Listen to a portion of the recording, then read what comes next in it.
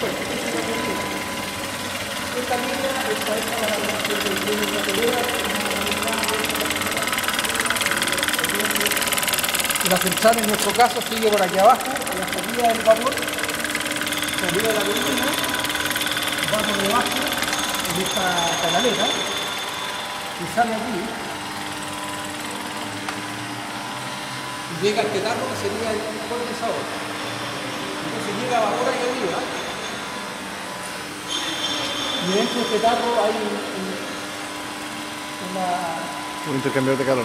claro, un intercambiador que puede ser un enrollado, ¿no?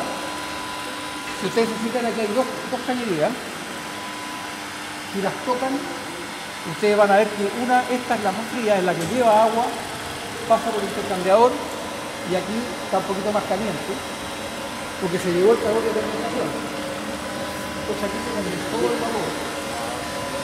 Y a la salida